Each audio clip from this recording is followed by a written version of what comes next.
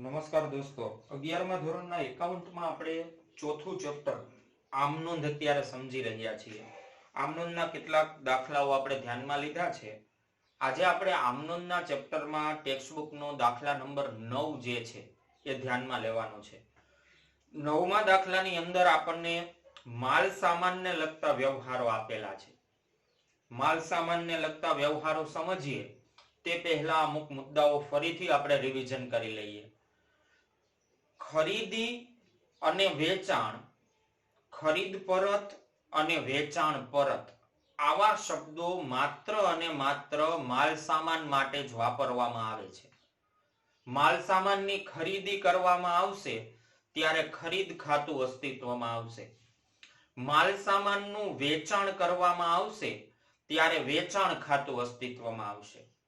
ખરીદેલો માલ પરત કરવામાં આવે ત્યારે ખરીદ પરત ખાતું અને વેચેલો માલ પરત આવે તો વેચાણ પરત ખાતું અસ્તિત્વમાં આવે છે. આ ચાર ખાતાઓ માત્ર અને માત્ર માલ સામાન માટે જ ઉપયોગમાં લેવામાં આવે છે. માલ સામાનની ખરીદી વખતે ખરીદ ખાતું, માલ સામાનના વેચાણ વખતે વેચાણ ખાતું, ખરીદેલો માલ પરત કરતા હોય ત્યારે ખરીદ પરત ખાતું, વેચેલો માલ પરત આવતો હોય ત્યારે વેચાણ પરતનું ખાતું અસ્તિત્વમાં આવે છે.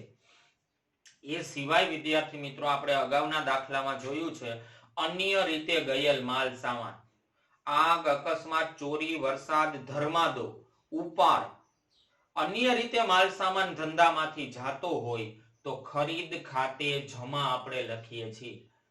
અને બીજી વાત, માલ સામાનને લગતા વ્યવહારો ભણીએ છીએ તો માલ મિલકતનો નિયમ જે છે, માલ કે મિલકત ધંધામાં આવે તો ઉધાર થશે અને માલ કે મિલકત ધંધામાંથી જાય તો જમા થશે. તો અહીંયા માલ સામાનના વ્યવહારો છે તો આપણે એવું બોલી શકીએ, માલ ધંધામાં આવતો હોય તો ઉધાર થશે અને માલ સામાન ધંધામાંથી જતો હોય તો જમા થશે. તો આપણે 9મા દાખલાના વ્યવહારો એક પછી એક આમનોંધ સમજતા જઈએ. 9મા દાખલાનું હેડિંગ આપણને આપેલું છે, નીચેના વ્યવહારોની રમેશના ચોપડે આમનોંધ લખો. તો આપણે હેડિંગ દર્શાવી દીધું, શ્રી રમેશના ચોપડે આમનોંધ. ફેરબુકમાં જ્યારે આ દાખલો નોંધતા હોય ત્યારે આમનોંધનું ફોર્મેટ ખાસ તૈયાર કરવાનું છે. તમારે તારીખ, વિગત, ખાતા વહી પાના નંબર, ઉધાર રકમ અને જમા રકમ અને બાબત જે પણ સાથે દર્શાવવાની છે. અહીંયા આમનોંધ આપણે સમજવાનો પ્રયત્ન કરવાના છીએ આજે.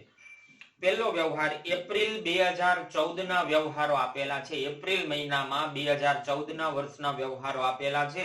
જુદી જુદી તારીખોના વ્યવહારો છે.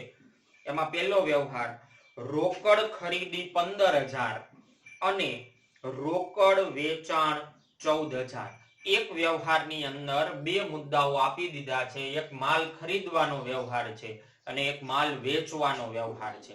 તો પહેલું વાક્ય આપણને એવું આપેલું છે વ્યવહારમાં, રોકડ ખરીદી રૂપિયા 15,000. 15,000 નો માલ રોકડેથી ખરીદવામાં આવે છે. રોકડ ખરીદી.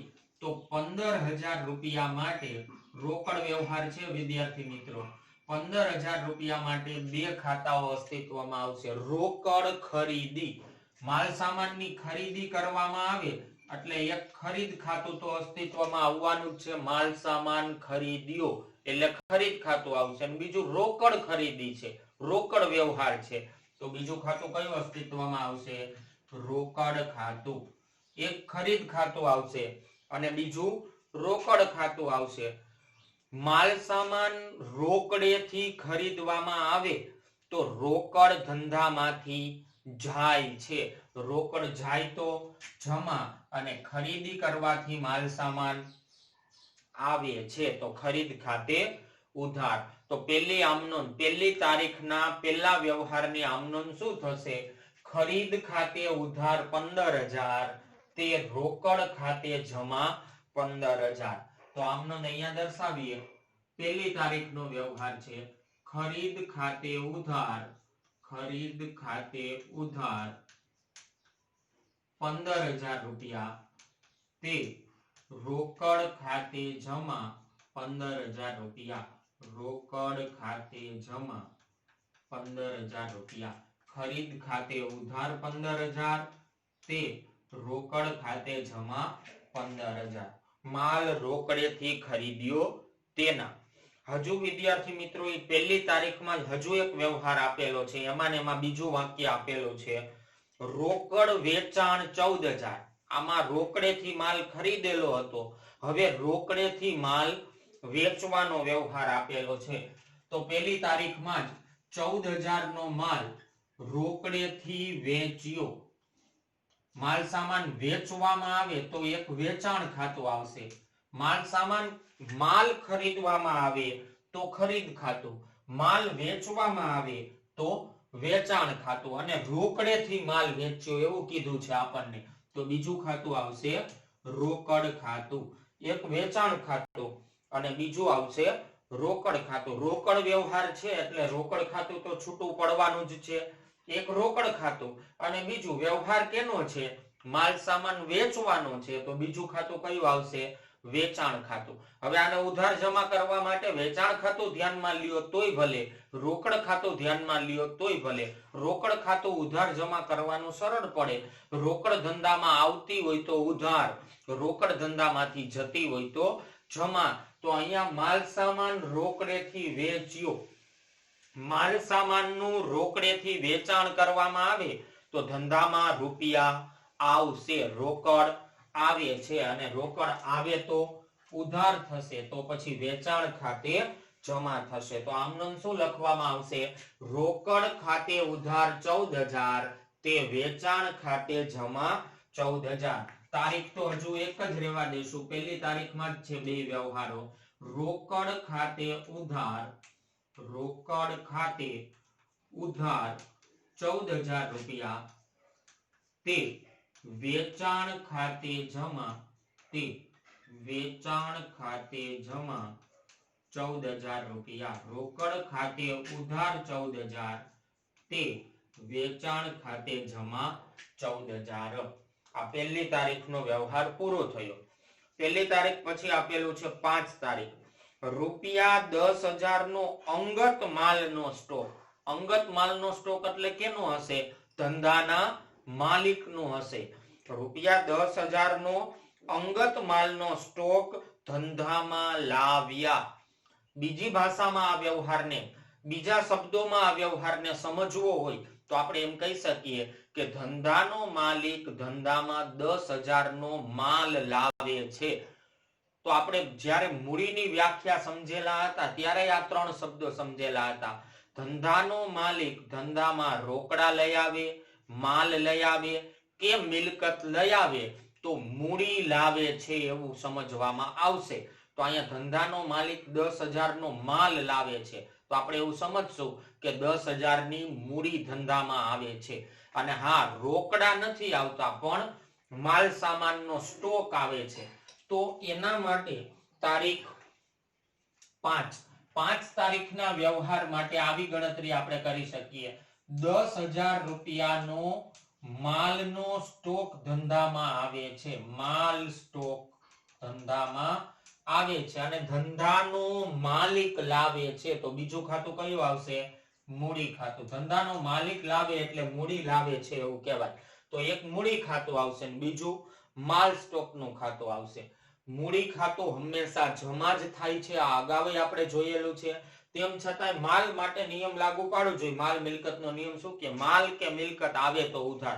તો અહીંયા 10,000 નો માલ ધંધામાં આવે છે, તો માલ આવે તો ઉધાર, અને મૂડી ખાતે તો હંમેશા જમા જ થાય. કારણ કે મૂડી શબ્દ પ્રયોગ ક્યારે કરશું આપણે, ધંધાનો માલિક ધંધાને લાભ આપતો હશે ત્યારે મૂડી શબ્દ પ્રયોગ કરવામાં આવશે. તો આપનાર ખાતે તો જમા જ થાય, એટલા માટે મૂડી ખાતે જમા થતું હોય છે. તો 5 તારીખની આમ નોંધ થશે, માલ સ્ટોક આવે છે અને ધંધાનો માલિક લાવે છે. તો માલ સ્ટોક ખાતે ઉધાર 10,000, તે મૂડી ખાતે જમા 10,000. 5 તારીખની આમ નોંધ થશે, માલ સ્ટોક ખાતે ઉધાર, માલ સ્ટોક ખાતે ઉધાર 10,000, તે મૂડી ખાતે જમા, તે મૂડી ખાતે જમા 10,000 રૂપિયા. માલ સ્ટોક ખાતે ઉધાર 10,000, તે મૂડી ખાતે જમા 10,000. તો 5 તારીખનો બીજો વ્યવહાર પણ પૂરો. હવે 7 તારીખમાં આપેલું છે ₹12,000 નો માલ હર્ષ પાસેથી ખરીદ્યો. વ્યક્તિનું નામ આવે છે, જો વિદ્યાર્થી મિત્રો, હર્ષ પાસેથી ખરીદ્યો. અને રોકડ શબ્દનો ઉલ્લેખ ક્યાંય આવતો નથી, ચેક કે બેંક શબ્દનો ઉલ્લેખ નથી આવતો, માત્ર વ્યક્તિના નામનો ઉલ્લેખ આવે છે. હર્ષ પાસેથી ખરીદ્યો. તો આ વ્યવહાર કેવો વ્યવહાર થશે? ઉધાર વ્યવહાર થશે. અને ઉધાર વ્યવહાર હોય વિદ્યાર્થી મિત્રો, તો અગાઉ આપણે બીજા ચેપ્ટરમાં જોઈ ગયા છીએ, ઉધાર વ્યવહાર હોય તો વ્યક્તિનું ખાતું તો છૂટું પડશે જ. તો એક ખાતું જે છે એ હર્ષનું ખાતું તો છૂટું પડશે જ. અને બીજું, હર્ષ પાસેથી માલ ખરીદવામાં આવે છે તો બીજું ખાતું જે છે એ ખરીદ ખાતું છૂટું પડશે. 12,000 રૂપિયાનો વ્યવહાર છે. તારીખ આપેલી છે 7. 7 તારીખના વ્યવહારમાં 12,000 રૂપિયાનો વ્યવહાર છે. એમાં ઉધાર વ્યવહાર છે. હર્ષ પાસેથી માલ ખરીદ્યો. ઉધાર વ્યવહાર હોય તો વ્યક્તિનું ખાતું આવે જ, એટલે એક ખાતું આવશે હર્ષનું ખાતું, અને બીજું ખાતું વ્યવહાર કેનો છે? માલ સામાન ખરીદવાનો છે, તો બીજું ખાતું કયું આવશે? ખરીદ ખાતું આવશે. ઉધાર જમા કરવું હોય તો ખરીદ ખાતે ઉધાર, અને હર્ષ જે છે એની પાસેથી આપણે માલ ખરીદી આવીએ છીએ. હર્ષ પાસેથી ઉધાર માલ ખરીદી આવીએ છીએ. વ્યક્તિના ખાતાનો નિયમ લાગુ પાડો. હર્ષ લાભ આપનાર છે, તો લાભ આપનાર ખાતે જમા થશે. ખરીદ ખાતે ઉધાર, હર્ષ ખાતે જમા. તો 7 તારીખની આમનોંધ આપણે દર્શાવી દઈએ. તારીખ 7, ખરીદ ખાતે ઉધાર, ખરીદ ખાતે ઉધાર તે હર્ષ ખાતે જમા. ખરીદ ખાતે ઉધાર તે હર્ષ ખાતે જમા. અને રકમ કેટલી આવશે? 12,000 રૂપિયાનો માલ સામાન ખરીદવામાં આવે છે, એટલે 12,000 રૂપિયાથી વ્યવહાર થશે. ખરીદ ખાતે ઉધાર તે હર્ષ ખાતે જમા. આ 7 તારીખનો વ્યવહાર. ત્યાર પછી હવે 10 તારીખ. હર્ષ પાસેથી ખરીદેલા માલમાંથી અડધા ભાગનો માલ ખામીવાળો હોય પરત કર્યો. હર્ષ પાસેથી ખરીદેલા માલમાંથી અડધા ભાગનો માલ ખામીવાળો છે, તો આપણે હર્ષને પરત કરી દીધો. હર્ષ પાસેથી કેટલાનો માલ ખરીદવામાં આવે છે? 12,000 નો માલ ખરીદીએ છીએ. હવે આપણને એવું કીધું છે હવેના વ્યવહારમાં, તારીખ 10 ના વ્યવહારમાં, કે હર્ષ પાસેથી આપણે જે માલ ખરીદેલો હતો, એટલે કે આ 12,000 નો માલ, એમાંથી અડધો માલ ખામીવાળો આપણને મળેલો છે. તો એ અડધો માલ આપણે પરત કરી દઈએ છીએ, હર્ષને પરત કરી દઈએ છીએ. ખરીદેલો માલ પરત કરીએ છીએ. અને કેટલો માલ સામાન? અડધો. અડધો એટલે કે 6,000 નો માલ સામાન આપણે હર્ષને પરત કરી દઈએ છીએ. આપણે હર્ષને પરત કરી દઈએ છીએ. હર્ષ પાસેથી આપણે માલ સામાન ખરીદેલો હતો, એ માલ સામાન આપણે પરત કરીએ છીએ. ખરીદેલો માલ પરત કરતા હોય તો એક ખરીદ પરત ખાતું તો આવશે જ, એટલે એક ખાતું કયું આવશે? ખરીદ પરત ખાતું. ખરીદેલો માલ પરત કરીએ છીએ એટલે ખરીદ પરત ખાતું આવશે. અને બીજું, આવા વ્યવહારો અગાઉ પણ આવી ગયા છે, મેં તમને સમજાવેલું છે કે જે વ્યક્તિને માલ પરત કરતા હોય અથવા જે વ્યક્તિ પાસેથી માલ પરત મળતો હોય એ વ્યક્તિનું ખાતું આવશે. તો બીજું ખાતું કેનું આવશે? આમાં આપણે કેને માલ પરત કરીએ છીએ? હર્ષને. તો બીજું ખાતું કયું આવશે? હર્ષનું ખાતું આવશે. હવે ઉધાર જમા કરવા માટે સમજી લો વિદ્યાર્થી મિત્રો, એકદમ સરળ. ખરીદ ખાતે ઉધાર થાય તો ખરીદ પરત ખાતે જમા જ થાય. આ યાદ રાખજો વિદ્યાર્થી મિત્રો, ખરીદ પરત ખાતે જમા જ થાય, કારણ કે માલ સામાન જાય છે. જો ખરીદેલો માલ પરત કરી દઈએ છીએ તો માલ સામાન ધંધામાંથી જાય છે, એટલા માટે ખરીદ પરત ખાતે જમા થાય. અને આપણે હર્ષને પરત કરીએ છીએ તો હર્ષ લાભ લેનાર થશે. તો હર્ષ ખાતે ઉધાર, લાભ લેનાર ખાતે ઉધાર. વ્યક્તિ ખાતાનો નિયમ લાગુ પડે. હર્ષ પાસેથી ખરીદી કરતા હતા ત્યારે હર્ષ લાભ આપનાર હતો. હવે આપણે હર્ષને પરત કરીએ ત્યારે હર્ષ લાભ લેનાર થશે એટલે હર્ષ ખાતે ઉધાર, ખરીદ પરત ખાતે જમા 6000 રૂપિયા. તો આમ નોંધ આપણે લખીએ તારીખ 10 તારીખની આમ નોંધ થશે હર્ષ ખાતે ઉધાર, હર્ષ ખાતે ઉધાર 6000 રૂપિયા તે ખરીદ પરત ખાતે જમા, ખરીદ પરત ખાતે જમા 6000 રૂપિયા.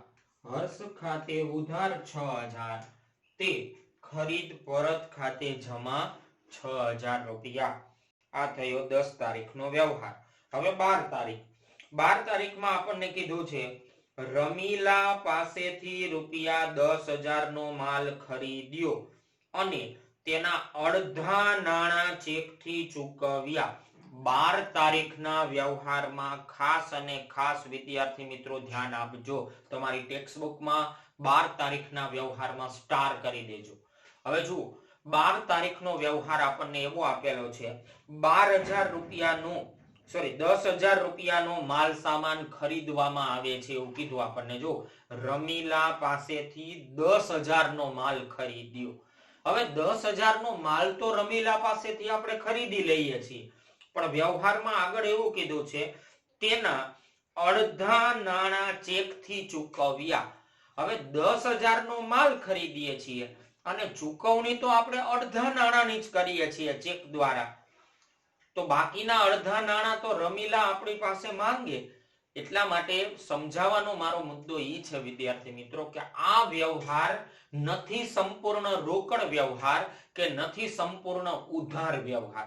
અડધો વ્યવહાર રોકડ થશે અને અડધો વ્યવહાર ઉધાર થશે. જેટલાનો ચેક તમે આપી દો છો એટલો વ્યવહાર રોકડ વ્યવહાર કહેવાય અને બાકીના રૂપિયા તો જે છે એ આપણે બાકી રાખીએ છીએ, અત્યારે નથી ચૂકવતા, તો એ ઉધાર વ્યવહાર કહેવાય. તો 12 તારીખના વ્યવહારમાં આવી રીતે ગણતરી કરવામાં આવશે અને આ ગણતરી ખાસ સમજજો વિદ્યાર્થી મિત્રો. 12 તારીખના વ્યવહારની અંદર 3 ખાતાઓ અસ્તિત્વમાં આવશે. 10,000 રૂપિયાના માલની ખરીદી કરીએ છીએ એટલે 10,000 રૂપિયા માટે તો ખરીદ ખાતું જ અસ્તિત્વમાં આવશે, માલ ખરીદ્યો ખરીદ ખાતું. પણ એ 10,000 રૂપિયાની અંદર આપણે અડધા નાણાંનો ચેક આપીએ છીએ. અડધા નાણાંનો એટલે 5,000 રૂપિયાનો આપણે રમીલાને આપણે ચેક આપી દઈએ છીએ. તો 5,000 રૂપિયા માટે બેંકનું ખાતું આવશે. હવે રમીલા પાસેથી 10,000 નો માલ ખરીદીને 5,000 રૂપિયા જ આપણે ચૂકવીએ છીએ ચેક દ્વારા, તો હજુ બીજા જે 5,000 રૂપિયા બાકી વધે છે એ 5,000 રૂપિયા રમીલા આપણી પાસે માંગે છે. તો આટલો 5,000 નો વ્યવહાર ઉધાર વ્યવહાર થયો કહેવાય અને 5,000 નો વ્યવહાર રોકડ વ્યવહાર થયો કહેવાય. તો આ રીતે એમાં 3 ખાતાઓ જુદા પડશે. ટોટલ 10,000 ની ખરીદી, એ 10,000 ની ખરીદીમાં 5,000 બેંક દ્વારા ચૂકવાઈ ગયા અને બીજા 5,000 જે છે એ ચૂકવવાનું કંઈ કીધું નથી, તો રમીલા આપણી પાસે માંગે છે. તો 3 ખાતાઓ અસ્તિત્વમાં આવે છે, ખરીદ ખાતું, બેંકનું ખાતું અને રમીલાનું ખાતું. આને ઉધાર જમા કરવા માટે વિદ્યાર્થી મિત્રો ખરીદ ખાતે ઉધાર જ થાય. માલ સામાનની ખરીદી કરતા હોય ત્યારે ખરીદ ખાતે ઉધાર થશે.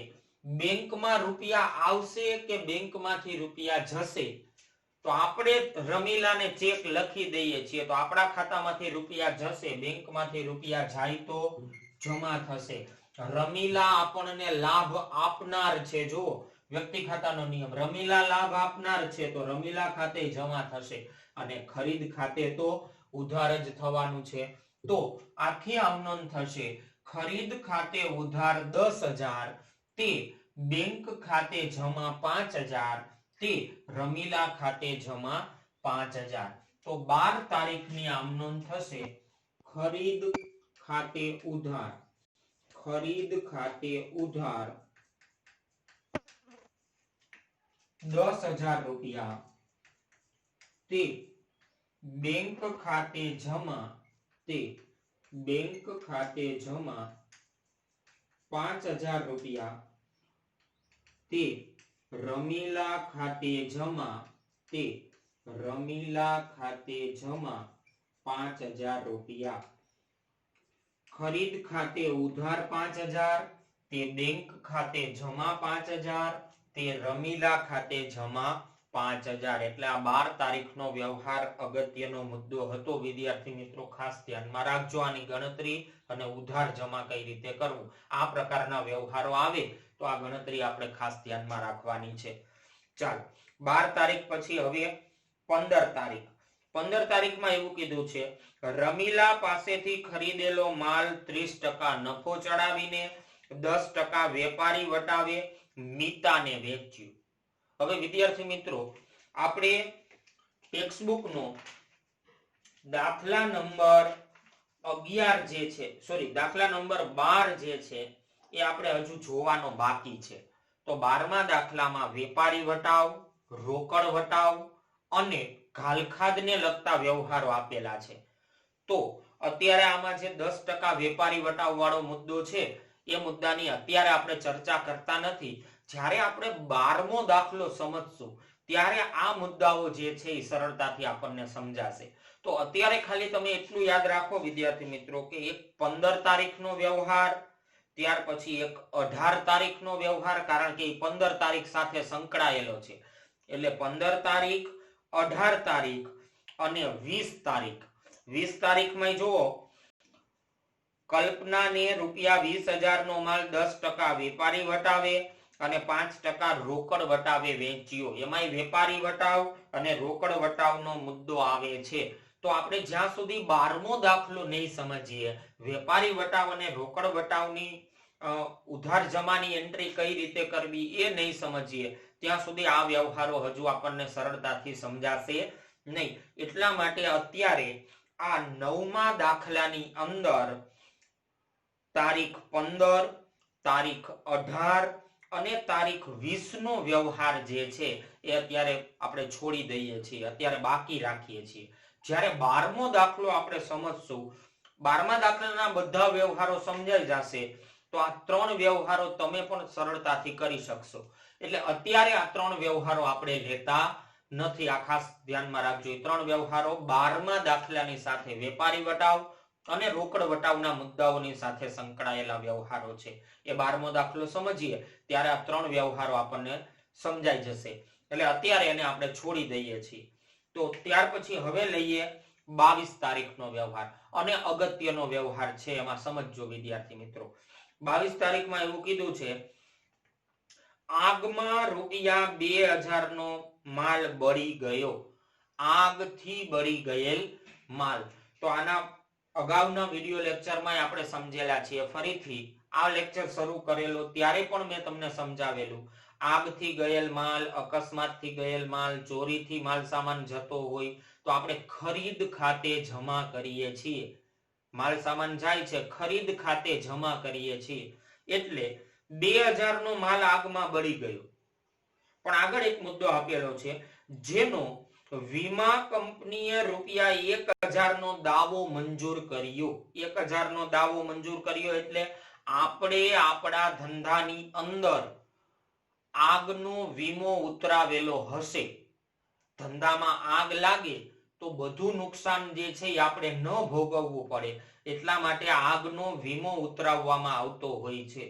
તો વીમા કંપનીએ અહીંયા ₹1000 આપણા મંજૂર રાખેલા છે. વીમા કંપની આપણને આગ લાગવાને પરિણામે જે નુકસાન થયું છે એ નુકસાનના વળતર પેટે વીમા કંપની આપણને ₹1000 આપશે. ₹1000 વીમા કંપની આપણને ચૂકવશે. હવે 2000 નો માલ બળી ગયો, ₹1000 તો વીમા કંપની આપણને આપી દેશે. તો આપણું નુકસાન કેટલાનું સમજવામાં આવશે? ₹1000 નું જ નુકસાન થશે. એમાં આપણને એવું કીધું છે 2000 નો માલ બળી ગયો, વીમા કંપનીએ ₹1000 નો દાવો મંજૂર કર્યો. તો આ વ્યવહારની અંદર પણ આની જેમ ટોટલ 3 ખાતાઓ જે છે એ અસ્તિત્વમાં આવશે.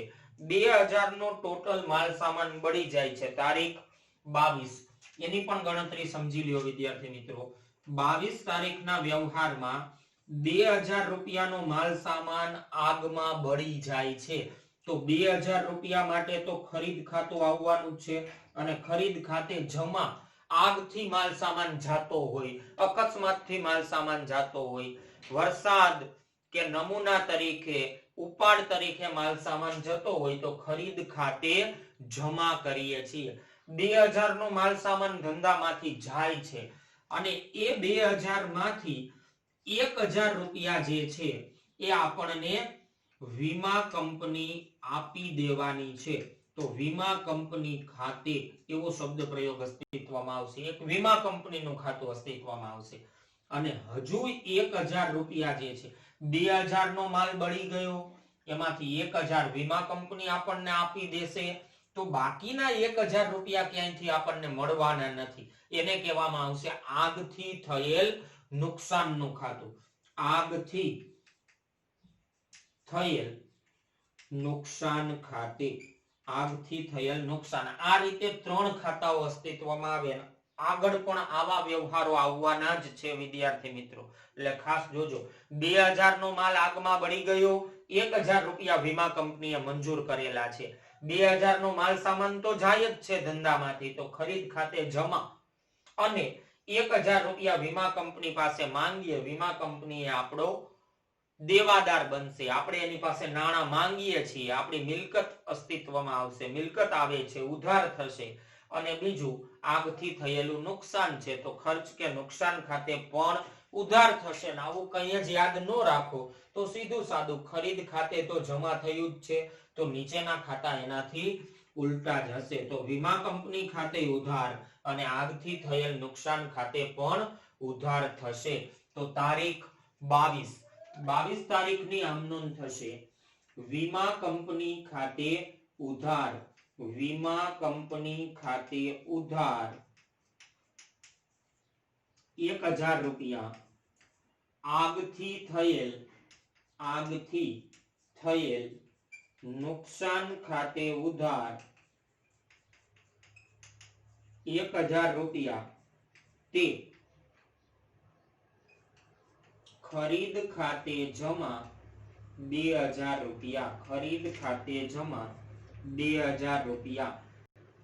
2000 નો માલ બળી ગયો, વીમા કંપનીએ 1000 નો દાવો મંજૂર કર્યો એટલે વીમા કંપની ખાતે ઉધાર 1000, આગથી થયેલ નુકસાન ખાતે ઉધાર 1000, તે ખરીદ ખાતે જમા 2000 રૂપિયા. આ 22 તારીખનો વ્યવહાર પણ અગત્યનો છે. ત્યાર પછી હવે 25 તારીખ. રૂપિયા 500 નો માલ વરસાદમાં પલળી ગયો. જો આગથી ગયેલ માલ, અકસ્માતથી ગયેલ માલ, ચોરીથી ગયેલ માલ ને આમાં વરસાદથી ગયેલ માલ. રૂપિયા 500 નો માલ વરસાદમાં પલળી ગયો, જેને વેચતા 200 રૂપિયા ઉપજ્યા. આના જેવો જ વ્યવહાર છે વિદ્યાર્થી મિત્રો. આમાં 2000 નો માલ આગમાં બળી જાય છે. આ વ્યવહારની અંદર 25 તારીખ, આ વ્યવહારની અંદર 500 રૂપિયાનો માલ સામાન વરસાદમાં પલળી જાય છે. તો આની જેમ જ ખાતાઓ જુદા પડશે. 500 રૂપિયા તારીખ 25, 500 રૂપિયા માટે વરસાદથી ગયેલ માલ એટલે ખરીદ ખાતે જમા જ આવશે.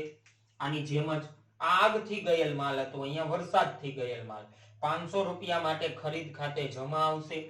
હવે આ માલ સામાન વેચવાથી, એમાં વીમા કંપનીનો મુદ્દો નથી, પણ આ પલળી ગયેલો માલ સામાન 200 રૂપિયામાં વેચાઈ ગયો તો 200 રૂપિયાની તો રોકડ આવશે ધંધામાં, તો 200 રૂપિયા તો રોકડા મળી જશે. ચાલો 200 રૂપિયા માટે રોકડ ખાતું આવશે. 500 નો માલ 200 માં વેચી દીધો તો 200 રૂપિયા માટે રોકડ ખાતું આવશે. પણ 200 રૂપિયા જ રિકવર થયા કહેવાય. 500 રૂપિયામાંથી 200 રૂપિયા જ મળે છે તો 300 રૂપિયા તો શું કહેવામાં આવશે? વરસાદથી થયેલ નુકસાન. આમાં કેમ આગથી થયેલ નુકસાન હતું? વીમા કંપની 1000 રૂપિયા આપતી હતી અને 1000 રૂપિયાનું નુકસાન હતું. એવી રીતે 200 રૂપિયા ઉપજી જાય છે તો 300 રૂપિયા જે છે એ વરસાદથી થયેલ નુકસાનનું ખાતું આવશે. ખરીદ ખાતે જમા, રોકડ આવે છે એટલે ઉધાર, નુકસાન થાય છે એટલે ઉધાર. તો આ રીતે એના ઉધાર જમા ત્રણેય ખાતાઓ થશે.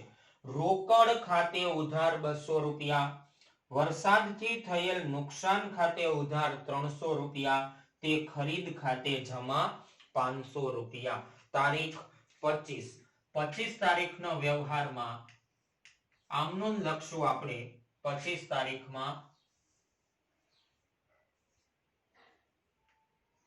રોકડ ખાતે ઉધાર 200 રૂપિયા, રોકડ ખાતે ઉધાર 200 રૂપિયા, વરસાદથી 200 રૂપિયા, વરસાદથી થયેલ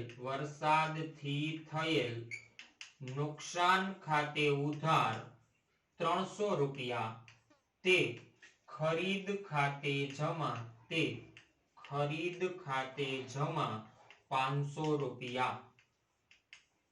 એટલે વિદ્યાર્થી મિત્રો 22 તારીખ અને 25 તારીખના વ્યવહારો સરખા જ વ્યવહારો છે. વીમા કંપનીનું ખાતું એમાં આવે છે અને આમાં વીમા કંપનીનું ખાતું આવતું નથી. ત્યાર પછી હવે 27 તારીખ ₹300 નો માલ મફત નમૂના તરીકે મળ્યો. આવા વ્યવહારો અગાઉ પણ આવી ગયા છે. આ વ્યવહાર બિન આર્થિક વ્યવહાર છે વિદ્યાર્થી મિત્રો. બીજા ચેપ્ટરમાં આવા વ્યવહારો આવી ગયા હતા. ₹300 નો માલ મફત નમૂના તરીકે મળ્યો. હવે નમૂના તરીકે મફતમાં માલ સામાન મળે, ઈ માલ સામાન આપણે મફત નમૂના તરીકે આપણા ગ્રાહકોને આપી દેવાનો હોય. નથી આપણી ખરીદી, નથી આપણું વેચાણ, માલ સામાન મફતમાં મળે છે તો આપણે એ માલ સામાન મફતમાં જ આપી દેવાનો હોય છે. એટલા માટે ખાલી એવું કહેવામાં આવે કે નમૂના તરીકે માલ મળ્યો તો એ આપણો બિન આર્થિક વ્યવહાર છે. પણ હા, નમૂના તરીકે આપણે આપણો માલ સામાન કોઈને આપતા હોય તો એ જાહેરાતનો ખર્ચ છે. એટલે યાદ રાખજો વિદ્યાર્થી મિત્રો, મફત નમૂના તરીકે મળેલો માલ સામાન એ વ્યવહાર જે છે એ બિન આર્થિક વ્યવહાર થશે. એટલે 27 તારીખનો જે વ્યવહાર છે એ બિન આર્થિક વ્યવહાર સમજવામાં આવશે. બિન આર્થિક વ્યવહાર, કારણ કે મફત નમૂના તરીકે માલ સામાન મળે છે તો એ માલ સામાન આપણે પણ મફત નમૂના તરીકે જ આપી દેવાનો હોય. આપણો માલ સામાન એ છે નહીં, મફતમાં મળેલો માલ સામાન છે, મફતમાં જ આપી દેવામાં આવશે. એટલા માટે એ બિન આર્થિક વ્યવહાર છે. જ્યારે મફત નમૂના તરીકે માલ સામાન મળે ત્યારે એ વ્યવહાર બિન આર્થિક વ્યવહાર બનશે. 27 તારીખ પછી 29 તારીખ ₹250 નો મફત નમૂના તરીકે મળેલો માલ. હવે આમાંય જોવો વિદ્યાર્થી મિત્રો, મફત નમૂના તરીકે 250 રૂપિયાનો માલ સામાન મળે છે તો એ બિન આર્થિક વ્યવહાર થયો કહેવાય. પણ એમાં આગળ એક મુદ્દો આપેલો છે, મફત નમૂના તરીકે મળેલ માલ ₹400 માં વેચ્યો. હવે કોઈ કંપની જે છે એ આપણને મફત નમૂના તરીકે માલ સામાન આપી જાય છે તો એ મફત મળેલો નમૂના તરીકે મળેલો માલ સામાન આપણે આપણા ગ્રાહકોને મફત નમૂનામાં જ આપી દેવાનો હોય. એના બદલે અહીંયા એવું કીધું કે 250 રૂપિયાનો મફત નમૂના તરીકે મળેલો માલ સામાન ₹400 માં વેચ્યો. મફત મળેલા માલ સામાનનું 400 રૂપિયામાં વેચાણ કરવામાં આવે છે. તો વિદ્યાર્થી મિત્રો, જ્યારે આવા વ્યવહારો આવે ત્યારે એને બિન આર્થિક વ્યવહાર કહેવાનો નથી. હા, 250 નો માલ મફત નમૂના તરીકે મળ્યો એ બિન આર્થિક છે, એ સાચી વાત. પણ 400 રૂપિયામાં વેચ્યો તો એને તો આપણે આપણું રેગ્યુલર વેચાણ જ સમજવાનું છે. તો એ વ્યવહાર, આગળનો વ્યવહાર આપણે કટ કરી નાખશું. ખાલી એટલો જ વ્યવહાર આપણે ધ્યાનમાં લેવાનો થાય, કારણ કે આગળનો વ્યવહાર તો બિન આર્થિક છે, પણ 400 રૂપિયામાં વેચ્યો એ આર્થિક વ્યવહાર થશે. તો સીધું સાધું આપણે એવું ધ્યાનમાં લેવાનું થાય કે ₹400 નો માલ વેચ્યો. હવે 400 નો માલ વેચવામાં આવે તો રોકડ ધંધામાં, રોકડ વ્યવહાર થયો કહેવાય ને, ₹400 નો માલ વેચ્યો તો રોકડ ધંધામાં આવશે. અને રોકડ આવે તો ઉધાર, રોકડ ખાતે ઉધાર તે વેચાણ ખાતે જમા. આવી આમનોંધા વ્યવહારની લખવી પડશે. રોકડ ખાતે ઉધાર તે વેચાણ ખાતે જમા થશે. એટલે 29 તારીખની ખાસ વ્યવહાર યાદ રાખજો. 29 તારીખનો વ્યવહાર રોકડ ખાતે ઉધાર, રોકડ ખાતે ઉધાર 400 રૂપિયા તે વેચાણ ખાતે જમા 400 રૂપિયા. રોકડ ખાતે ઉધાર તે વેચાણ ખાતે જમા 400 રૂપિયા. મફત નમૂના તરીકે મળેલા માલ સામાનના પણ 4000 રૂપિયા જે છે એ અહીંયા ઉપજ કરી લેવામાં આવે છે. જનરલી મુદ્દો તો એવો હોય છે કે જ્યારે મફત નમૂના તરીકે માલસામાન મળે એ માલસામાન વેપારીએ ખરેખર વેચવો જોઈએ નહીં, પણ એના ગ્રાહકોને મફત નમૂના તરીકે આપી દેવો જોઈએ. પણ અહીંયા એ 400 રૂપિયામાં વેચવામાં આવે છે. ત્યાર પછી છેલ્લો વ્યવહાર 30 તારીખનો ₹1000 ની મૂળ કિંમતના માલના બદલામાં. આ સાટા પદ્ધતિનો વ્યવહાર છે વિદ્યાર્થી મિત્રો. અગાઉ આવી ગયો આવો વ્યવહાર, અને એમાં કઈ રકમ ધ્યાનમાં લેવી એ પણ મેં તમને સમજાવેલું હતું. તેમ છતાંય ફરીથી સમજી લ્યો. ₹1000 ની મૂળ કિંમતના માલના બદલામાં ₹1500 નો મોબાઈલ ખરીદ્યો. હવે મોબાઈલ એ ધંધામાં મિલકત આવે છે. મિલકત આવે તો ઉધાર, તો મોબાઈલ આવે છે તો મોબાઈલ ખાતે ઉધાર, સાચી વાત. અને બીજી વાત, 1000 ની કિંમતનો માલ. હવે મોબાઈલ ની કિંમત 1500 છે, પણ સામે આપણે માલ સામાન તો 1000 નો જ આપીએ છીએ.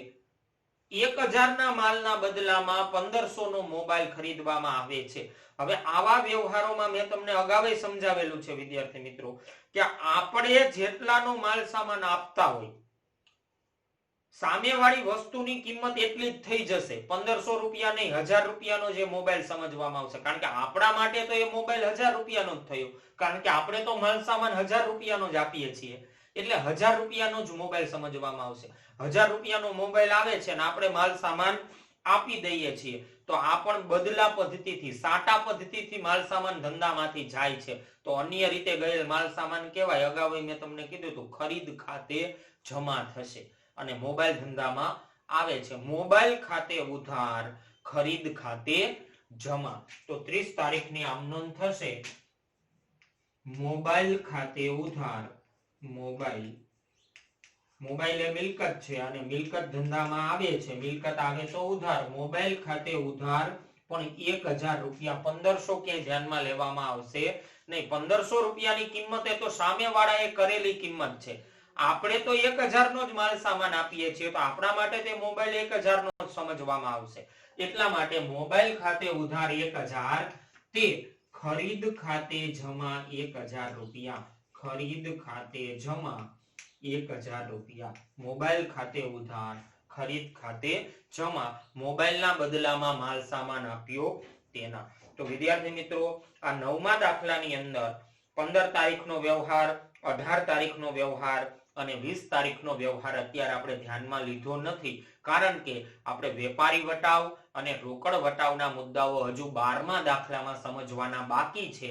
એ 12મા દાખલો જ્યારે આપણે સમજી લેશું ત્યારે આ વ્યવહારો પણ આપણને આવડી જશે. અત્યારે એ વ્યવહારો આપણે ધ્યાનમાં લીધા નથી. એ 3 વ્યવહારો સિવાયના બાકીના બધા જ વ્યવહારો અહીંયા આપણે ધ્યાનમાં લઈ લીધા છે. કેવી રીતે કયા કયા ખાતાઓ જુદા પડે છે, ઉધાર જમા કેવી રીતે કરવાનું છે, એ ખાસ આ દાખલો સમજી લેજો અને તમારી ફેરબુકમાં પણ નોંધી લેજો. આવતા વિડીયોની અંદર નવા મુદ્દાઓની સાથે, આવતા વિડીયો લેક્ચરમાં નવા દાખલાની સાથે ફરીથી મળશું. ત્યાં સુધી આ દાખલો ખાસ સમજી લો.